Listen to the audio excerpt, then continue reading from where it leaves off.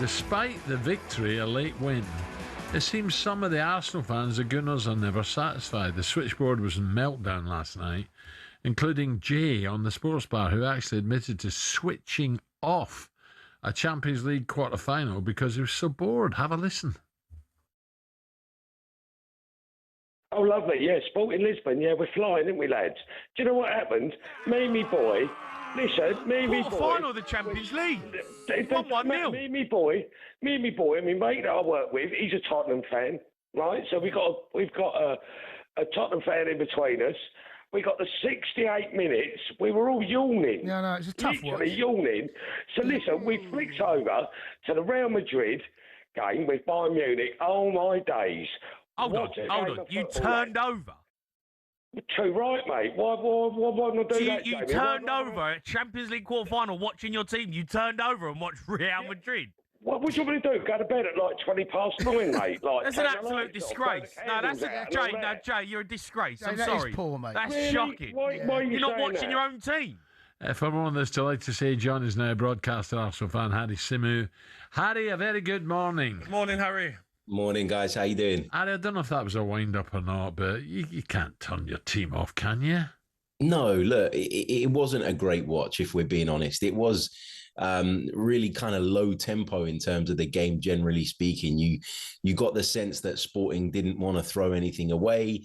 You got the sense that Arsenal were being a little bit more pragmatic than they had been maybe in the last couple of games. And Arsenal were going back to basics, being themselves again, being a side that are really difficult to beat. And Arsenal played it for me like the two-legged tie that it is. There was not really that desperation to go and find the winning goal because at the end of the day, it was only going to be half time at the end of the night. Do you see what I mean? So, no, I don't think it was a great watch, but to get the result that Arsenal did, I think was brilliant. And to lean on that defensive stability again and for it to work the way it did, for David Raya to have the game he did, I think it was exactly what Arsenal needed, a morale boosting victory that puts them in a great position going into the second leg. And the nature of the winner, you know, the brilliant work from Martinelli on the left, the pass was excellent, the touch and finish from Havertz just brilliant. You know, that's your forward players stepping up and producing something. So, no, I'm happy with the outcome. Wasn't a classic, but if we get through, who cares? Yeah, I do agree. I was watching the game as well as the Real Madrid game. It wasn't a great performance, like you says, but no one's going to look back, are they, in a year's time and say, oh, Arsenal didn't play well in the first leg against Lisbon, but they won 1-0. It's all about getting through at this stage, isn't it? Not how well you play in the competition.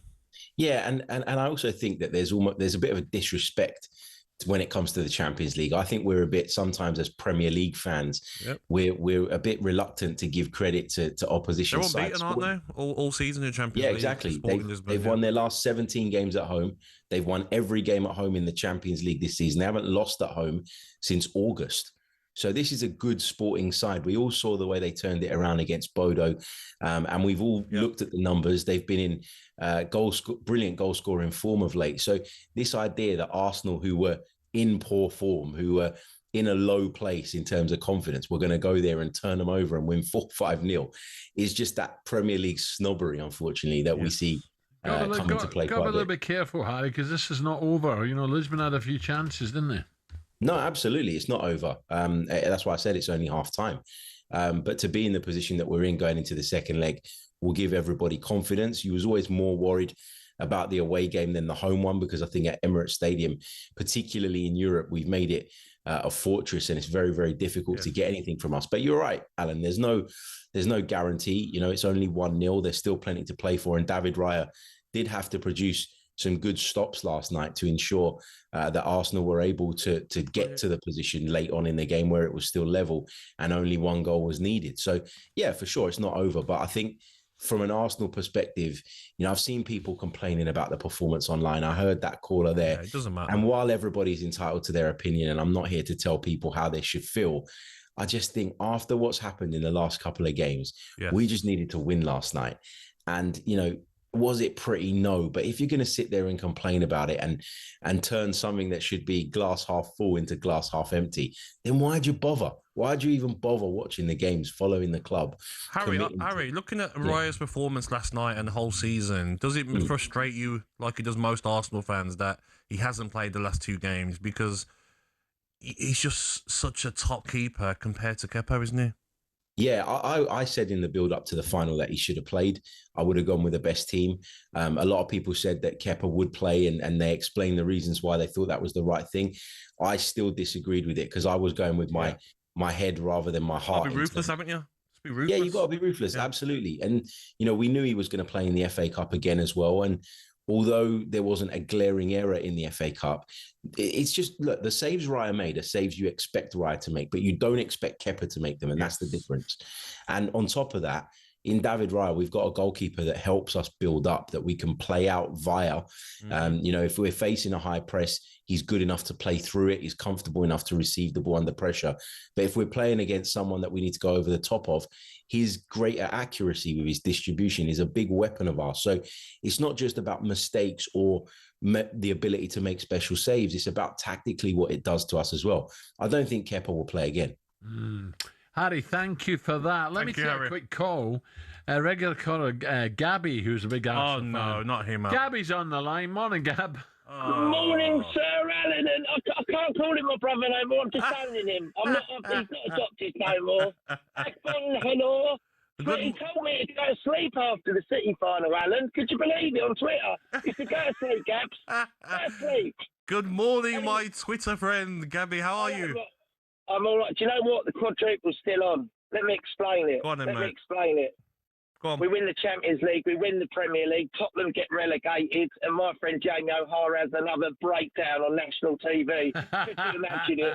The fans' quadruple is on, Alan. It's on. It's still on. Well, what did you think of last night? Were you disappointed or just about winning the game?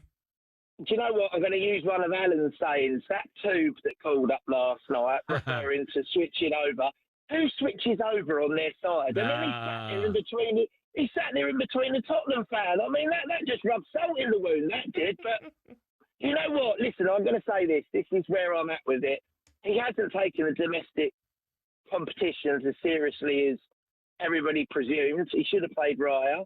But if he did take them seriously, he would have played Raya. Let's be honest. Let's be frank about it. You play your best squad. He didn't want them competitions. It's like he's told them, go out. If you win, you win. If you go out, you go out. It's fine. This is not our priority. Our priority is the Champions League and the Premier League. And that's what matters. And Gab, Aston Villa, mate, what's going on? We've done you a favour now. 5 Champions League places, mate. I know, mate. Us now. I know. Flowers. Aston Villa only spent 30 million last summer. Arsenal, you spend, don't you? £1 billion squad. Alan, it's always got something, isn't it, mate? Great politician, our Gabs, wouldn't he? I'd like to go up against him, mate. He could be with Rachel Reeves. And I think I'll go Rupert Lowe. I don't know what you think about that. He's been very, very quiet with the Villa lately, Gab. So, listen. I know. I'm trying to be neutral. Arsenal march on. Big game at the weekend. Yes. Tricky game in the Premier.